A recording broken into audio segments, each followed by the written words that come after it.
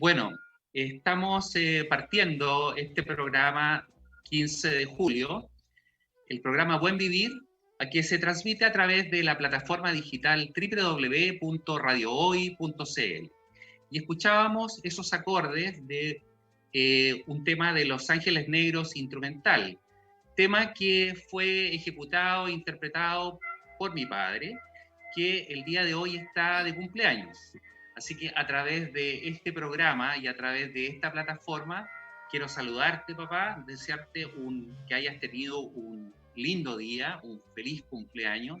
Te saludo a través de la distancia, porque obviamente con toda esta situación, la verdad es que los saludos directos están muy complicados. Así que aprovecho la instancia para mandarte un gran abrazo, ¿no es cierto? Un saludo cariñoso y espero, ojalá, poder saludarte en forma directa en el corto plazo. Y bueno, vamos a iniciar nuestro programa con un invitado muy especial. Él es médico, gastroenterólogo, destacado en Chile, y que hoy está bajo la vereda de un encargo de tipo administrativo. Él es subdirector médico de una de las clínicas más importantes de Santiago y de la red de salud más importante probablemente, que es la clínica Red Salud Santiago. Me refiero específicamente al doctor Carlos Garcés. Carlitos, te doy la bienvenida. Gracias por aceptar la invitación y bienvenido al programa Buen Vivir. Hola Mario, buenas noches. Muchas gracias por tu invitación y un saludo a todos los oyentes de la radio. O sea que muchas gracias por esta invitación, de verdad. No, para mí es un placer, Carlos, que tú estés presente hoy en día. Y bueno, la verdad es que tú en este momento estás desde la vereda, digamos, de la primera línea prácticamente, que se llama, ¿no es cierto?, desde la trinchera, direccionando todo lo que ha sido, ¿no es cierto?, la pandemia el día de hoy, y te ha tocado, obviamente, dirigir y coordinar una serie de situaciones que tienen que ver con la epidemia del coronavirus. Y en este momento, ¿cierto?, bajo la mirada de una de las clínicas importantes en el ámbito privado.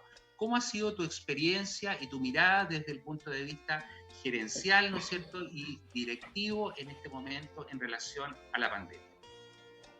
Bueno, Mario, pues tú como colega y amigo sabes lo difícil que ha sido esto en la clínica. Ha sido un proceso bastante agotador, pero esto ha sido un trabajo en equipo, sobre todo dirigido por la dirección médica de la clínica, nuestras enfermeras, sobre todo nuestra enfermera jefe. También tenemos un subdirector de calidad, todo el equipo de infectología de la clínica que ayudó más o menos desde febrero. Empezamos a tocar el tema de que se nos venía posiblemente una pandemia de esta magnitud. Ha sido un proceso muy largo, muy extenuante, pero creo que a pesar de que tuvimos algunos obstáculos en el camino, pudimos llevarla adelante porque la prioridad que tuvo la clínica y la red sobre todo era que no tuviéramos enfermos que no pudiéramos atender. Y ese fue el objetivo y creo que lo cumplimos. No dejamos a ningún enfermo, ni al paciente, ni a su familia que llegara a la clínica que no se pudiera atender. Y se hizo un escalamiento progresivo de la clínica en todas sus unidades. Abrimos unidades que no estaban siendo ocupadas y convertimos camas en camas críticas, sobre todo.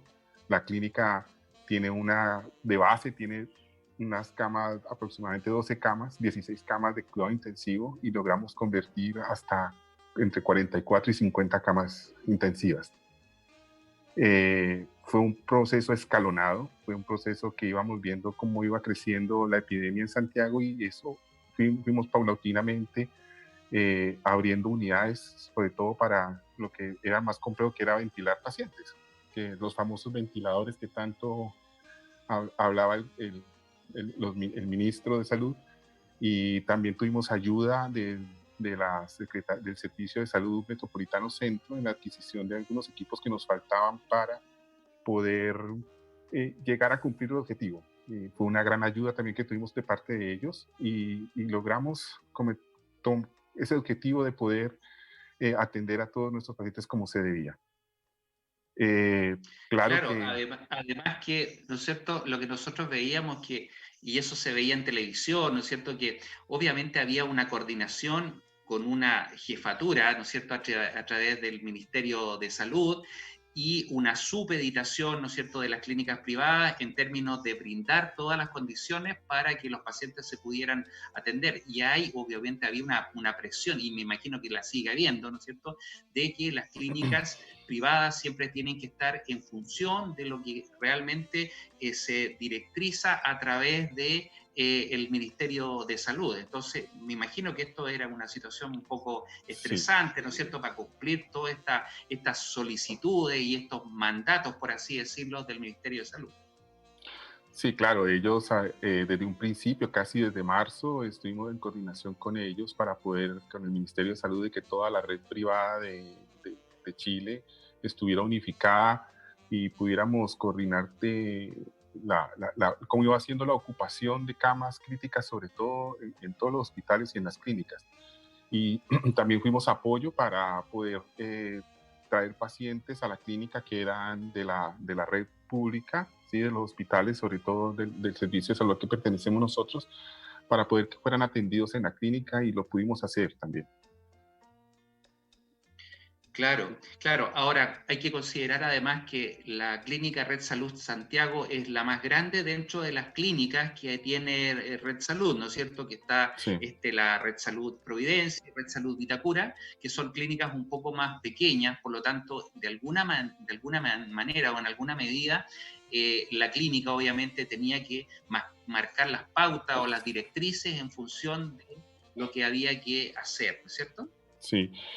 Y no solo eso, no solamente lo que teníamos que hacer, sino lo que era la protección al personal de salud. Eh, Nosotros tomamos una medida por parte de la dirección médica de que una de las prioridades también de solo atender a nuestros enfermos era que había que cuidar al personal. Y por eso implementamos tempranamente el uso de los famosos EPP, los elementos de protección personal, de uso de mascarillas, el aislamiento, la separación física del personal, evitar el contacto directo sin mascarillas, el lavado de manos, estar higienizando las cosas, eh, el personal encargado de cómo utilizar estos elementos también estuvo haciendo campañas permanentemente en todas las unidades, un trabajo continuo, arduo, enseñándoles cómo tenía que quitarse las antiparras, los escudos, las mascarillas, las pecheras que tenían que utilizar al ver los pacientes, cómo había que higienizarse las manos, cómo tenía que ser la comunicación entre pares para evitar el contagio. Y eso ha sido un proceso también y se tomaron decisiones muy difíciles, como por ejemplo que eso también fue a nivel nacional, de evitar, por ejemplo, la visita a los pacientes. Eso fue una situación muy compleja.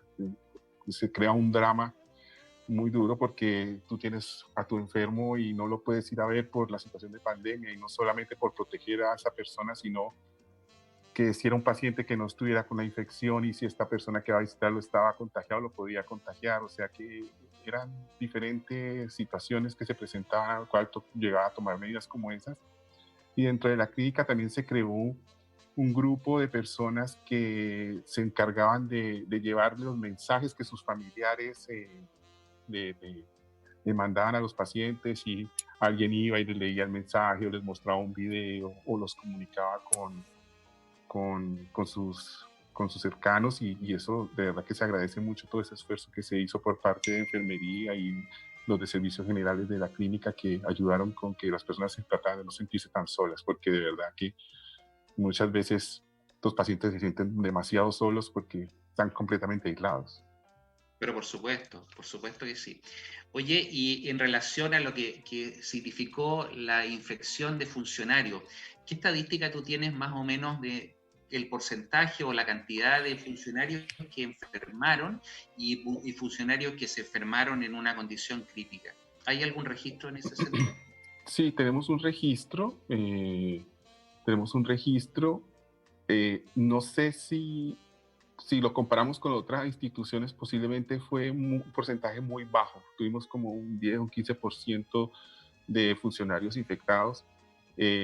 Lo que sí te puedo asegurar que las infecciones que tuvieron pacientes, los mínimos fueron en contacto con pacientes.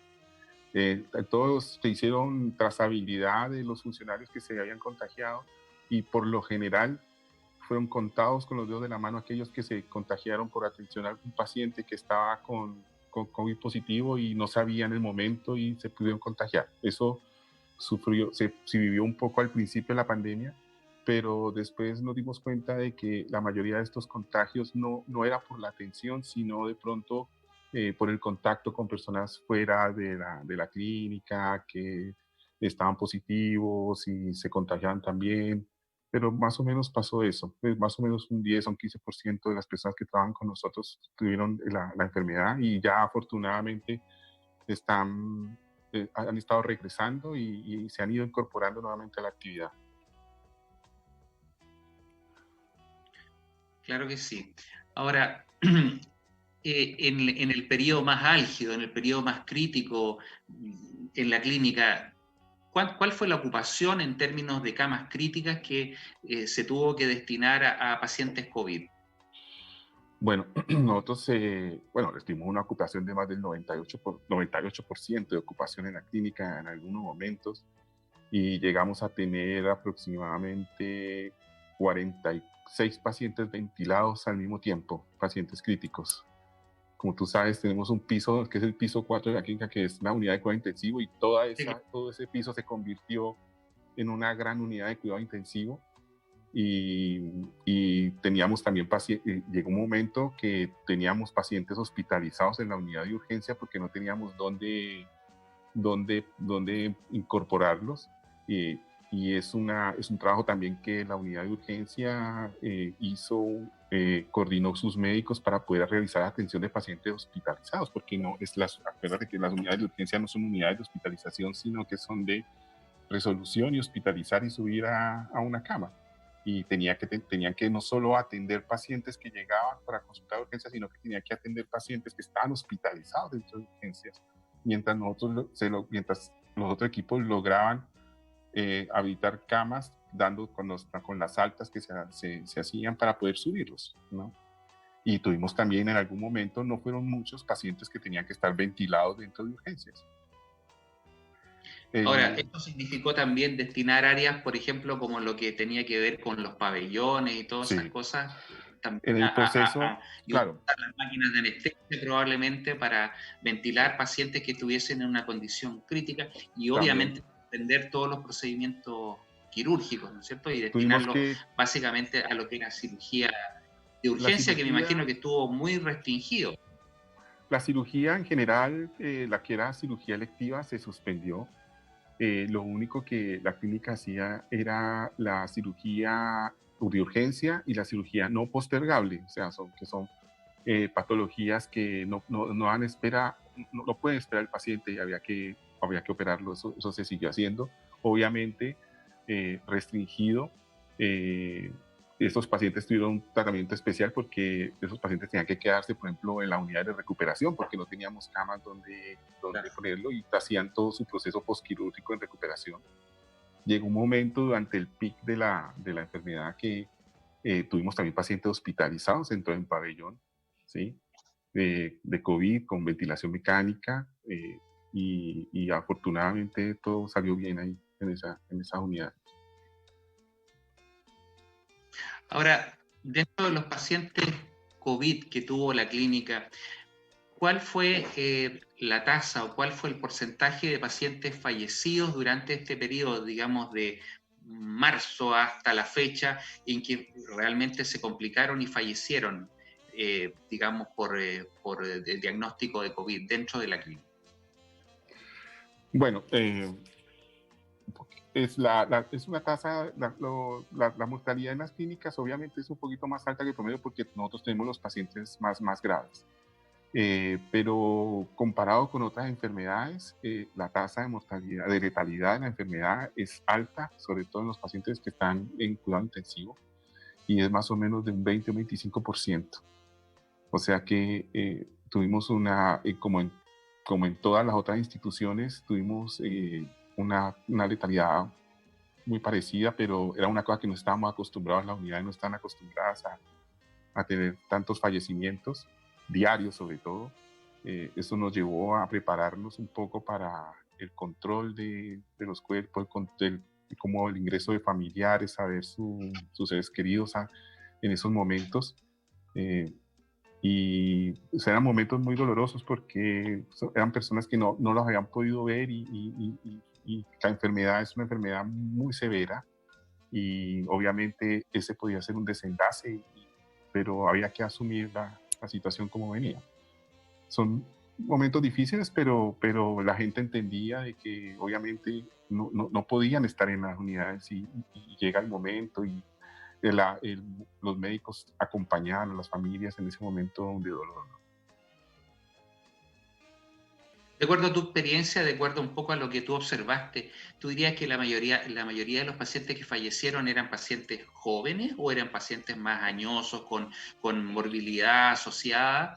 Porque la verdad es que uno esperaba que esta, digamos, infección afectara fundamentalmente a la gente mayor, ¿no es cierto?, con patologías crónicas, etcétera.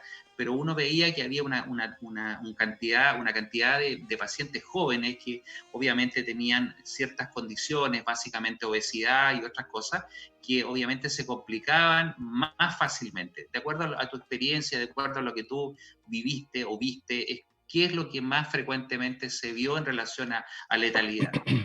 Obviamente, la enfermedad, hay que decirlo para que la gente lo entienda, es una enfermedad que afecta a cualquiera. Es transversal, no es que solamente le da a los mayores y que a la joven no les da nada. Vimos de todo, ¿sí? Desde pacientes jóvenes sin ninguna patología que falleció, ¿sí? A gente de 80, 85 años que estuvo muy mal y salió adelante. O sea, obviamente la tasa de mortalidad es en pacientes por encima de los 65, 70 años, es la mayor mortalidad, pero los jóvenes también se mueren de esto. Esto es una enfermedad que es una enfermedad nueva, no conocida, apenas estamos aprendiendo de ella, no hay tratamiento, a pesar de todo lo que se había dicho de la hidroxicloroquina, de la citromicina, todo eso se desechó porque a la larga no se veía que funcionara de verdad. Lo único ha sido, por ejemplo, el uso de corticoides, que estos son medicamentos antiinflamatorios potentes que pueden ser usados, tienen que ser usados en un momento específico de la evolución de la enfermedad para que de verdad mostrar algún impacto, pero la afecta a todo el mundo, ¿sí? Hay que cuidarse de esta enfermedad porque uno no sabe cómo en una persona va a evolucionar esto y, y eso de que porque estoy joven, entonces no me va a pasar nada, no es tan así, no es así. Claro, y fíjate que además lo que se habla y lo que se comenta mucho este último tiempo son las manifestaciones neurológicas que, digamos, Hay de se todo. dicen también en los pacientes. O sea, en el fondo la gente no tiene muy incorporado ese concepto, digamos, de que esta patología Claro, puede producir alteraciones desde el punto de vista neurológico, como cuadros de casi de psicosis, alucinosis, ¿no es cierto? Una serie de manifestaciones casi psicopáticas, ¿no es cierto? Y que en el fondo son alteraciones a nivel del sistema nervioso central producidas por el virus, ¿no es cierto? mira, sí, hay de todo un poco. La afección que produce esto pues, no es una gripe, una gripe leve, pequeñita, no, es una cosa mucho más sistémico. Es que, claro, afecta más el pulmón y eso es lo que lo ha marcado, que sea un cuadro más respiratorio, pero hemos visto una tasa alta de tromboembolismo pulmonar, por ejemplo, los coágulos que se forman en la sangre, aumento de accidentes cerebrovasculares. Y ahora lo que estamos viendo son las personas que se recuperan del COVID, salen de su fase crítica. Estamos viendo pacientes que reconsultan nuevamente por complicaciones post-COVID. O sea, después de su infección, parece que no, no sé en la literatura ahora, pero se está describiendo ahora, porque acuérdate que esto es una enfermedad en investigación todavía, hay secuelas con el tiempo de esta enfermedad y una de las complicaciones que están presentando posinfecciosos son el tromboembolismo pulmonar, que los coágulos entran a las venas del pulmón y los tapan. O sea que eso lo estamos viendo mucho. También los accidentes vasculares, lesiones vasculares periféricas también. En los niños produce un síndrome que es ahora un síndrome inflamatorio sistémico, muy parecido a lo que decían que es el Kawasaki, pero a los niños también se enferman. Tuvimos un par de niños también enfermos en la clínica. Y o sea que todo esto todavía es nuevo para nosotros. Seguimos, no sabemos qué otras complicaciones aparecen. Las personas que también hay un síntoma muy recurrente que es las personas que se recuperan dicen que es el cansancio, sienten una debilidad generalizada, como que les cuesta moverse, se cansan rápidamente y ya ha pasado la enfermedad. O sea, parecen que son estas lesiones musculares que persisten en el tiempo.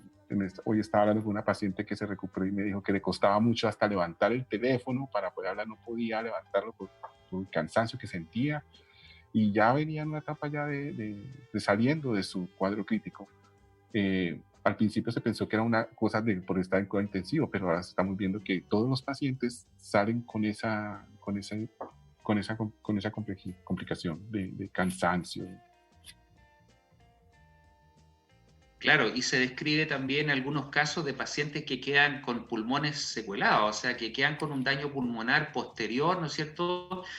Sí. En los casos que muchos se han recuperado de la infección aguda, pero sin embargo hacen un daño crónico o prolongado desde el punto de vista respiratorio, Sí. no teniendo la etapa o habiendo pasado la etapa aguda de su enfermedad. Como tú dices, la verdad es que esta es una cuestión que en el fondo recién se está conociendo, o sea, hay mucho que saber, probablemente hay mucho que investigar y probablemente el tiempo ahí nos va a ir dando un poquito más de luces y de información al respecto, porque obviamente esto era algo absolutamente desconocido, Claro. ¿no es cierto?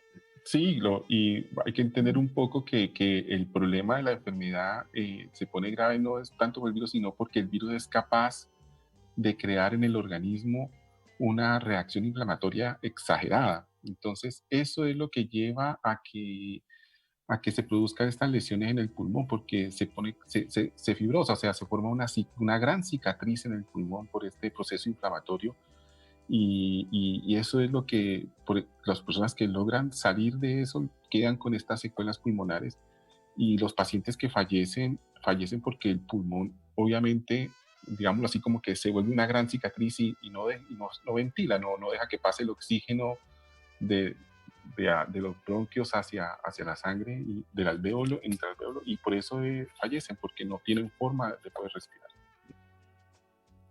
Y otra cosa asociada a eso es que estos pacientes también se pueden sobreinfectar con algunos otros patógenos que a nosotros no nos harían ningún daño, pero Claro. en ellos que están mucho tiempo en ventilación mecánica, también se pueden sobreinfectar y eso agrava mucho más el cuadro.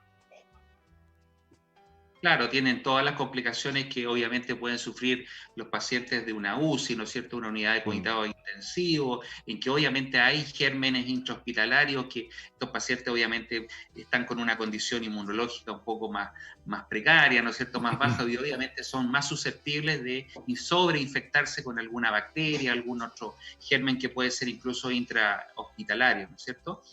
Y lo otro también son los tratamientos. Uno lo que trata de evitar es que los pacientes traten de llegar a ese punto y se pusieron de moda, por ejemplo, los dispositivos de cánulas nasales de alto flujo. No sé si lo escuchaste.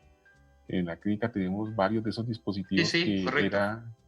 es como una naricera, pero que manda aire como a presión y Claro. con eso logramos evitar que llegaran a ventilación mecánica, tener que intubarlos y poner el ventilador. O sea que se adquirieron equipos diferentes a los ventiladores que también nos ayudaron un poco a que estos pacientes no llegaran hasta ese punto, ¿no?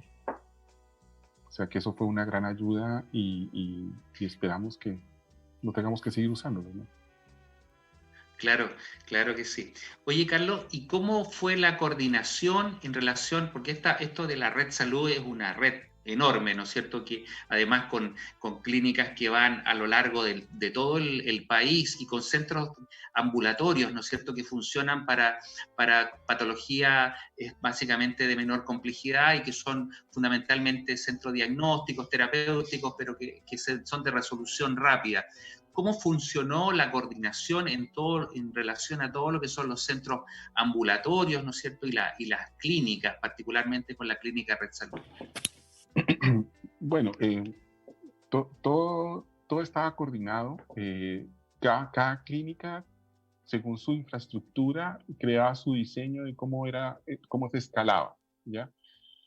El escalamiento de las unidades no solamente implica yo voy a abrir 6 camas, voy a poner 6 ventiladores y voy a tratar 6 pacientes. Esto requería, detrás de eso, contratar más médicos, contratar equipos de enfermería, contratar equipos de técnicos paramédicos, o sea que esto, kinesiólogos, o sea que la implementación tenía que hacer gradual y buscar el personal adecuado para hacer eso. No solamente es tener la cama y meter más pacientes, sino que detrás de todo esto había que tener la dotación completa para poder habilitar esa unidad. Fue un trabajo arduo, toda la parte administrativa, sobre todo lo que era la unidad de recursos humanos, se pusieron en un trabajo junto con enfermería para poder contratar a las personas que necesitábamos. Afortunadamente se pudo hacer y se pudo lograr tener las suficientes personas para poder atender a nuestros enfermos. Y cada clínica diseñó su sistema. En los centros médicos, por ejemplo, tuvimos que reducir la capacidad de atención porque no podíamos tener tantas personas en las salas de espera. Se hicieron controles para poder entrar a la clínica. En toda la red se hicieron controles como hacer una especie de tamizaje, de poder orientar a las personas que llegan a consultar a qué piso ir, que no estuvieran deambulando mucho dentro de las instalaciones. Evitar que las personas fueran acompañadas era importantísimo. Llegó un momento en la clínica que tuvimos que evitar que las personas estuvieran acompañadas y el acompañante tenía que quedarse fuera de la clínica y solamente entrar el paciente a su consulta. Las salas de espera tuvimos que segregar un poco las salas de espera. Se abrió un piso exclusivamente para atención de pacientes con patología, como llamamos, respiratoria, ¿sí? En este piso solamente se veían pacientes que estuvieran con sospecha de que estuvieran con el síndrome del COVID y con médicos especiales, con todos sus elementos de protección personal, y ahí mismo poner unidades de toma de muestras de PCR para que no estuvieran deambulando, sino que en ese mismo piso se hiciera todo, la evaluación, la toma del examen, y posterior a eso, otro equipo hacía el seguimiento de esos pacientes, que eso fue un trabajo también complejo, porque estos pacientes no solamente era que se atendían, tomaban la PCR, la positiva, sino que había que hacer un seguimiento de cómo era tener que darle a cuarentena, darle su licencia médica. O sea que fue un trabajo en equipo algo, pero lo llevamos bastante bien. También reducir mucho lo que eran las consultas, porque la consulta ambulatoria obviamente puede también crear unos focos en la zona de atención, entonces era mejor segregar todos esos espacios. Igual los laboratorios, igual paso en urgencia, la unidad de urgencia se tuvo que dividir en dos, en lo que era no respiratorio, respiratorio, obviamente para no ver esa mezcla de pacientes que podían contagiarse en ese momento que estuvieran esperando en atención. Sí, claro, sí, realmente una tarea bastante compleja, ¿no es cierto?, que demandó mucha atención y, ¿no es cierto?, y mucha dedicación. Bueno, vamos a ir a una pausa comercial siempre necesaria y vamos a volver con el doctor Carlos Garcés para seguir conversando de esto y otros temas. Volvemos en un segundo. Bueno, estamos de vuelta ya en el programa Buen Vivir, programa que se transmite a través de la plataforma digital www.radiohoy.cl. Saludamos también cordialmente a todos los amigos conectados a través de la web, desde Arica hasta Tierra del Fuego, y también en los amigos que nos escuchan y nos ven a través de streaming, ¿no es cierto?, en toda América Latina. Un saludo cariñoso también para toda la gente en tu país, Carlitos, Colombia, ¿no es Muchas cierto?, gracias. que también obviamente nosotros tenemos muchos auditores de Colombia, de México, Argentina y toda América Latina. Así que los saludamos afectuosamente. Y bueno, vamos a seguir conversando con el doctor Carlos Garcés, subdirector médico de Clínica Red Salud Santiago. Carlitos, quiero llevarte un poco a la cosa como más personal, ¿no es cierto?, a la cosa más íntima tuya. Cuéntanos un poco cuándo llegas a Chile, por qué llegas a Chile, ¿no es cierto?, y cómo empiezas a desarrollar tu trabajo en este país. Bueno, yo llevo en Chile ya 18 años.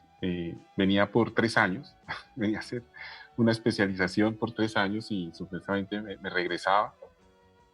Y después de esos 3 años, yo creo que ya estamos pensando con mi esposa es colombiana, y llegamos a Chile recién casados y dijimos, bueno, ya vine a hacer lo que tenía que hacer y a regresarme. Eh, Nosotros tenemos una empresa familiar también que tiene que ver con la salud, mi padre es médico también, y la idea era regresar y seguir con el negocio familiar más o menos, pero seguí estudiando. Estudié un poco lo que estudié cuidado intensivo, o sea que estuve ahí, yo llegué a Valparaíso, a la Universidad de Valparaíso, o sea que viví por lo menos 7 años en Viña del Mar, y seguí estudiando, haciendo intensivo, pero después dije, no, intensivo, mucho trasnocho, mucho turno, Mucho desgaste. mucho Claro. desgaste, y ahí fue cuando, después de un tiempo, decidimos hacer gastroenterología, como tú. Entonces, eh, seguí estudiando, o sea que me presenté a la Universidad de Chile y estudié gastroenterología en la sede del San Borja Herrera, ahí en el Instituto Chileno-Japonés, hice gastroenterología. Y terminé ahí y eso fue como en el año 2010 y me llaman para el proyecto de la Clínica Bicentenario, cuando estaba recién terminando y ahí empezamos en la clínica. Me acuerdo que el primer turno de la unidad de cuidado intensivo lo hice yo, ahí en la clínica. Cuando tocó abrir la unidad de gastroenterología, que poco después llegaste, Sí, claro. abriendo toda la unidad de gastroenterología. Y ha sido una experiencia vivir en Chile muy agradable. Nunca me he sentido un extraño en este país tan lindo. Y no era mi intención que nos íbamos a quedar acá, pero ya de tanto estudiar y de tanto tiempo, en ese periodo en que estaba estudiando, nací mi primer hijo, y ya nos veíamos acá y decíamos, bueno, llegó un momento en que teníamos que tomar la decisión, que nos vamos, que nos quedamos. Un profesor mío y un gran amigo mío me dijo, ¿quién te está echando? Y yo, nadie me está, nadie me está echando del país, o sea que ahí tomamos la decisión de ya de quedarnos y no pensar Echaste más en raíces, que claro, ya, sí, ya. ya habían pasado 8, 9 años, sino ya que ya no volver, no, ya están nuestros amigos, son acá, la mayoría de nuestros amigos chilenos y algunos de la colonia colombiana, y ya estamos incorporados en el sistema y siempre Chile para mí ha sido un país muy agradable de vivir, de la gente, los amigos, o sea que siempre me he sentido como en casa. Uno extraña su tierra, ciertas Sin duda. costumbres, ciertas cosas, su familia, pero me ha tratado muy bien Chile, o sea que no tengo ninguna queja. He conocido gente maravillosa, o sea que eh, este es mi hogar. Qué bueno, qué bueno. Fuiste echando raíces y finalmente, digamos, ya te quedaste acá. ¿Y cómo se gesta tu llegada como subdirectora a la clínica? Que realmente ya eso es pasar prácticamente a la jefatura, ¿no es cierto? Eso es Hay que preguntarle a mi jefe qué fue lo que pensaba, porque no sé. Yo, yo, ¿Te acuerdas que yo me había ido en el 2017? Yo me había ido de la clínica por ciertos problemas administrativos. cosas, tú sabes muy bien qué fue lo que pasó, que no estaba de acuerdo en algunas cosas de la conducción de la clínica y cosas así. Yo había sido, ¿te acuerdas que era el jefe de la unidad de endoscopía y de gastroenterología durante muchos años? Y por más era una lucha constante, la clínica estaban haciendo. Me cansé un poco y decidí que había que cambiar de rumbo. Me había ido para otra sede de la red, y para el Hospital de la Fuerza Aérea, que yo sigo siendo, trabajé ahí durante unos años, todavía sigo yendo, ayudándoles un poco con los procedimientos de urgencia en la Fuerza Aérea, y regresé como gastroenterólogo a petición del director médico, del doctor Guillermo Watkins. Por allá como en mayo del año pasado me llamó y me dijo que volviera. Lo pensé y le dije, bueno, había insistido ya varios meses en que hemos hablado, siempre había hablado con él, a pesar de que estaba por fuera. Y en mayo empecé como gastroenterólogo en la clínica, y como en junio o en julio del año pasado me dijo que si podía tomar su dirección médica de la clínica. Y dije, ¿cómo? Sí, no, o sea, es una clínica muy grande, el reto era enorme, hasta tenía Una hasta tremenda duda de que responsabilidad, además, un gran desafío. una gran responsabilidad, porque está él como director médico y hay dos subdirecciones, o sea, la subdirección médica en gestión, que es la que hago yo, y la subdirección de calidad, que la hace el doctor Gastón Figueroa, que lo hace excelente, es un excelente médico, tanto como hematólogo, como maneja la parte de calidad. Sí, he aprendido mucho con ellos. Y empecé en esta cuestión de la subdirección, pero la clínica que encontré cuando llegué a esto ya no era lo que teníamos 2 a 3 años atrás, era otra cosa, era una cosa más. Yo creo que me demoré como 3 o 4 meses en poder adaptarme un poco a lo que era el movimiento de una clínica que tiene 270 camas, o sea, es una mole que tiene tantas especialidades y que está en un proceso de crecimiento continuo. Y, y bueno, ahí me he ido un poco como adaptando al sistema de funcionamiento, y bien conociendo el funcionamiento, porque una cosa es manejar una unidad como nuestra unidad de gastroenterología, que es una unidad relativamente, bueno, no es pequeña, pero no es la magnitud de una clínica. Y, y en este camino llega octubre, llega el estallido social, El estudio social, y, exacto. y entonces tocó hacer curso intensivo de contingencia en estallido social, sí, porque a todos nos tocó, sí. Y pasa lo del estallido social, y después que empieza en diciembre a sonar que viene una pandemia y prepararse, o sea que ha sido todo un vértigo, un año. ¿Sí? Yo llegué un momento a pensar que no iba a poder, porque es un nivel de estrés alto, ¿sí? Y lograr coordinar médicos, unidades, lograr, por ejemplo, flexibilizar muchas cosas, porque esto requiere, y yo de verdad que agradezco mucho a todo el personal de la clínica, la flexibilidad que tuvieron para hacer los cambios que tenían que hacerse para que esto funcionara. Se logró mover personal de una unidad a otra, eh, lograr un poco de tolerancia con algunas situaciones a las cuales no estaban acostumbrados. Por ejemplo, y me quedo sorprendido, por ejemplo, cuando tuvimos que hospitalizar pacientes en las unidades de pediatría. Entonces, y de verdad que se pusieron en campaña, el doctor Gastón Figueroa estuvo ahí encima, mirando los pacientes, con los pediatras, con las enfermeras de pediatría, las técnicas de pediatría, a ver cómo se maneja este tipo de pacientes. O sea que así que ha sido, ha sido todo este proceso muy difícil, pero lo hemos sacado adelante, y esto ha sido un trabajo de todos, de todo el equipo. Hasta tú, Mario, que trabajas ahí también, y que has apoyado yendo a hacer las urgencias de los pacientes y todo eso. O sea que todos hemos puesto un granito de arena para que esto salga adelante. Y Claro, obviamente esto ha impactado un poco en la forma de vivir. Yo creo que a todos nos ha cambiado, hasta las rutinas que uno tenía habitualmente han cambiado, y van a seguir así por mucho tiempo. Estamos en una forma de vida ahora muy diferente y va a continuar así por no sabemos cuánto tiempo. O sea que, eh, por ejemplo, una de las cosas que hacía al principio era, yo me llevaba una muda de ropa a la clínica, tenía que cambiarme, me cambiaba allá en la clínica, llegaba aquí a la casa, eh, me bañaba en el Disofor, ¿sí? Te quitaba la ropa que te has recién puesto, metes a la lavadora, te duchas, no tocas a nadie, te metes a la ducha, sales y ahí ya cuando uno ya está un poquito más presentable ahí y lo recibe en la familia. Mientras tanto uno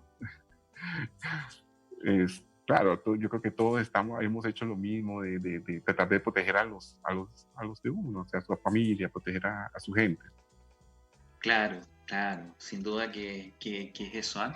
Y por otro lado, también formar parte de este gran consorcio, ¿no es cierto? De esta gran red porque obviamente uno empieza a ver que existen diferentes redes de salud, o redes de clínicas, ¿no es cierto? Pero sin duda la red salud, obviamente, hoy por hoy quizá es una de las redes más potentes y importantes en términos de presencia, no solamente a nivel de Santiago, sino que con clínicas y centros ambulatorios a nivel de todo Chile. Por lo tanto, la interacción o la interrelación que se establece entre los diferentes centros, obviamente, es una cosa bastante grande, digamos, como de gran Sí. envergadura. Ese, ¿De qué manera, obviamente, todo lo que tiene que ver con la pandemia te ha afectado desde el punto de vista personal? Ya me decías un poco que obviamente tu sistema de vida ha cambiado y tu perspectiva en relación a lo que es la familia también. ¿Cómo has visto eso desde el punto de vista más íntimo, ¿no es cierto? claro, Una cuota de estrés importante, ¿no es cierto? Obviamente con todo esto, ¿cómo has vivido la situación? mira, a diferencia de otras personas, por ejemplo, que están en cuarentena, que están en su casa encerrados, a todos nosotros, yo creo que estamos en un trabajo 24/7. Y, y, y ha cambiado en el sentido de que tenemos mucho más trabajo, ¿sí? Tú estás aquí un domingo, pero no estás completamente con tu familia porque estás pendiente de los informes que hay que mandar al ministerio, estás pendiente de las situaciones que están pasando en la clínica, de resolver problemas. O sea, a pesar de que la familia está en cuarentena, ¿sí? Tú no estás presente completamente, llegas cansado tarde en la No te noche, puedes desconectar, puedes vas en conectar, ningún momento, digamos. Claro. el teléfono perfectamente puede sonar a las 2 de la mañana porque que hay que resolver algún problema. Claro que ya no tanto como al principio, pero ya es mucho menos frecuente, pero igual eh, duermes menos, eh, está más cansado. En estos días veía al equipo de verdad que estaban bastante cansados porque es constante llegar temprano en la mañana, salir tarde porque no tenemos hora de salida. Eh, Antes almorzábamos, tratábamos de almorzar juntos, ahora tenemos que almorzar solos, comer solos. Eh, con la familia estar los pocos ratos que podemos. Muchas veces no solo está en la casa, pero está pegado al computador mirando informes, mirando cosas como que el consumo de oxígeno de la clínica, no, cómo va, eh, si se lograron hacer los trámites, por ejemplo, dentro de todo este proceso, mira, el papeleo administrativo es brutal porque hay que hacer, detrás de cada paciente hay un proceso administrativo y obviamente la familia resiente un poco eso, pero yo creo que entienden en qué situación está uno, ¿sí? Eh, y que estamos enfrentando una cuestión que nunca lo hemos vivido antes. O sea que yo creo Claro. que mi esposa ha logrado, al principio estaba un poquito tensa con la situación, pero ya con el tiempo ella no pertenece a la rama de la salud, no pertenece al sistema de salud, o sea que, pero lo ha ido conociendo y esto ha sido pues para todos un golpe terrible, pero poco a poco entendió que era lo que teníamos que hacer, que era lo que tenía que hacer y lo hemos tratado de llevar bastante bien, afortunadamente. ¿Cuál es la situación de la pandemia hoy en día, particularmente en la clínica? Uno ve que obviamente han disminuido la cantidad de casos, ha disminuido la cantidad de casos que han fallecido, ¿no es cierto? ¿Eso lo estamos viendo en la clínica también? Sí, sí, efectivamente se está viendo, lo vimos un poquito antes de que se empezara a anunciar, uno va viendo con los números que va bajando. Y sí, en este momento podemos decir que tenemos cupos disponibles para la atención, o sea, no, la clínica ya en este momento eh, está un poco más, no está completamente vacía ni nada de eso, o sea, tiene una ocupación igual todavía alta, pero tenemos disponibilidad para seguir atendiendo. Hay un recambio mayor de pacientes que tienen otro tipo de patologías diferentes al COVID y, y funciona, y ha funcionado, estaba funcionando bastante bien, o sea, cada vez se ve menos y esperamos que siga así. No queremos que vuelva a subir, aunque siempre cuando uno ve las antecedentes epidemiológicos de las pandemias dicen que viene una segunda ola. Yo espero que esa segunda ola no venga y que la gente de verdad se cuide, que esto no es no lo prometo en política, pero esto no es una situación de Estado, sino una situación de autocuidado. Si uno se cuida, se protege, no tiene por qué llegar a usar esos servicios de salud, ¿no? Claro, la verdad es que es impredecible lo que puede pasar en el futuro inmediato, ¿no es cierto? O un poco más a largo plazo. Sí. Y por lo mismo, de alguna manera, obviamente hay que quizá aprender a convivir un poco con esta situación y vamos a tener pacientes, obviamente, en forma recurrente quizás y mantenida. Y como tú dices, obviamente, mantener todas estas medidas de protección y de autocuidado quizás son los elementos más importantes a la hora de prevenir un poquitito esta enfermedad, por así decirlo. Ahora, desde el punto de vista operativo y práctico, ¿cómo se ve el restablecimiento de las actividades o esta, entre comillas, nueva normalidad en relación a lo que tiene que ver con las prestaciones de la clínica? ¿La clínica se empieza a abrir un poco más allá? ¿Cómo se ve un poquito eso? Mira, esa situación de volver a tener a volver a arrancar a nuestra actividad, yo creo que es la más compleja. No es lo mismo cuando tú tienes una clínica que está llena de un tipo de enfermedad, porque cuando tú estás con toda esta patología, tú tienes un cuidado, sabes cómo tienes que cuidarte, todo se vuelve como un unísono, pero cuando ya empieza a mezclarse hay que tener mucho más cuidado. Ese es el momento en que uno no puede aflojar en las medidas de seguridad.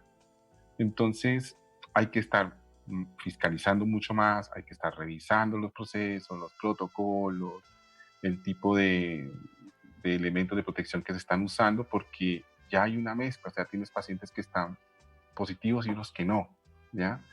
Entonces hay que analizar día a día, uno está analizando la situación de la clínica y ir tratando de segregar un poco las unidades, pero es todavía muy difícil porque igual todavía tengo un alto número de pacientes COVID. Todavía no podemos decir vamos a dejar un sector de la clínica para esta patología y para los que son positivos y otros que para los que no. Es muy complicado.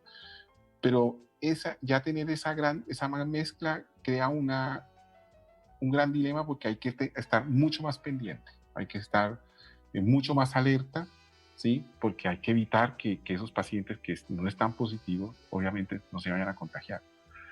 Entonces, este es un punto más crítico y ese es el punto en el cual va a seguir de ahora en adelante, porque la enfermedad no se va a ir, va a estar con nosotros y hay que crear de verdad un sistema de seguridad mucho más robusto, mejorar nuestros procesos para evitar que haya este contagio dentro de la clínica, que es lo que uno no quiere que eso pase, ¿no? Y por eso esto nos va a acompañar por mucho tiempo y es cuando no debemos de afogarnos.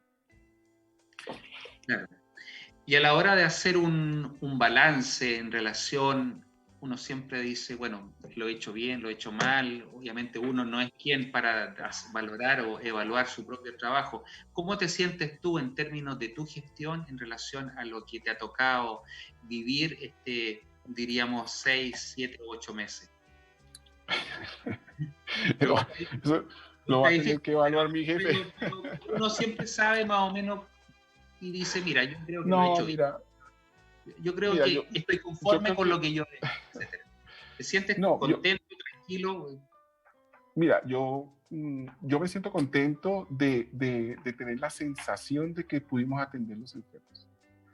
O sea, ese era el objetivo y se logró. El mecanismo con que se hizo fue un trabajo en equipo. No puedo evaluarlo, la gestión mía sola porque esto fue una gestión entre todo un equipo, los médicos de la unidad de crítica, los médicos de...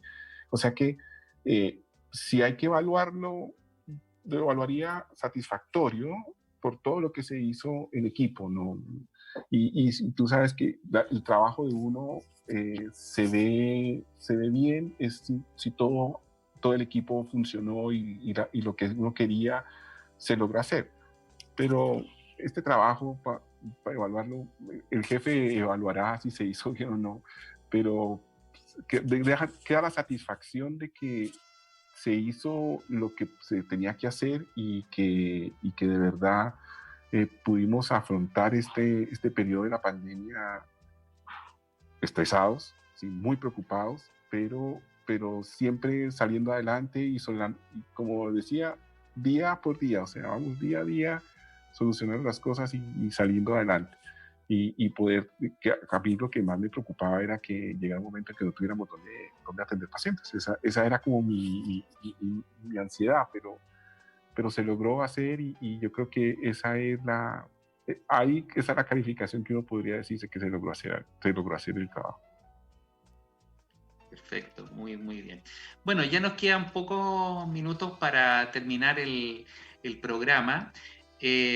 No puedo dejar de preguntarte, yo sé que tú tienes pocas redes sociales desde el punto de vista personal, pero siempre la gente quiere saber, ¿y el doctor Garcés cómo se le ubica? ¿Dónde está? Aparte de estar en la subdirección médica, ¿no es cierto?, de la Clínica Red Salud Santiago, tú tienes un Face, ¿no es cierto?, tienes algún contacto que en alguna medida o a través de la página, ¿no es cierto?, de que alguien quiera contactar o hacer alguna consulta directamente, ¿cómo llegan a ti? Eso está difícil, pero ya conociendo cómo manejas tú las redes sociales, creo que voy a tener que entrar a ellas, ¿no? Porque de verdad que yo poco de redes pero a través de las páginas de la red salud todavía yo sigo haciendo la consulta y procedimientos de endoscopía y consulta de gastroenterología y me pueden ubicar a través de la página de Red Salud y me comprometo y me ayudas tú también a abrir estas páginas para poder conocer cómo se maneja, porque por ahora lo único que tengo también es un Facebook que está con mi nombre, Carlos Garcés Valencia, también puede ser a través del Facebook y por ahora solo eso. Mira, yo te comentaba fuera de micrófono en algún momento que hace algunos años yo tenía la impresión de que probablemente la mejor forma de que tus pacientes llegaran a ti es a través del boca a boca o de la conversación o de la referencia que tenía un paciente en relación a tu atención. Pero ese es un concepto bastante antiguo y me lo dijo una periodista en algún momento, que si tú no estás, ¿no es cierto?, inserto hoy en día y particularmente en relación a cómo hemos estado viviendo y la forma de interacción que se establece con las personas, particularmente hoy, ¿no es cierto?, a través de todas las plataformas digitales, creo que si uno no está metido en el cuento, ¿no es cierto?, no está a través de las redes, prácticamente no está en ninguna parte. Entonces, por un tema probablemente de que llega para quedarse, hay que estar impregnado, ¿no es cierto?, en lo que tiene que ver con las plataformas digitales, porque esta es la nueva forma de comunicación. Esta cosa llegó prácticamente para quedarse. Entonces, yo lo he ido entendiendo así y creo que, fíjate que es la forma que lamentablemente, bueno, nos empezamos a interrelacionar con las personas a través de esta forma. Y bueno, hay que subirse a este caballito nomás, no nos Sí, queda otra. te voy a hacer caso, vamos a empezar a utilizar Muy las bien. redes. Bueno, Carlito, quiero agradecer tu presencia en el programa. La verdad es que ha sido un programa súper entretenido, dinámico, didáctico, ¿no es cierto? Nos has explicado súper bien en relación a lo que tiene que ver con un sistema o un centro de salud importante en Chile, ¿no es cierto? Y bajo tu mirada, desde el punto de vista de lo que es la subdirección médica, de cómo se ha ido enfrentando esta pandemia. Así que quiero agradecer tu presencia y bueno, desearte éxito en todo lo que viene hacia adelante. Así que gracias, amigo, por estar esta noche Oh, con nosotros. muchas gracias a ti, Mario, por la invitación y aquí a tu disposición para cuando necesites. Muchas gracias. Bueno, y a nuestros amigos que se conectaron a través de www.radiohoy.cl, los despedimos y les deseamos una buena resto de semana, ¿no es cierto? Y desearles que protejan a sus familias, ¿no es cierto? Cuiden a sus seres queridos y nos vemos en 7 días más, si Dios así lo quiere. Bendiciones para todos y éxito. Nos vemos.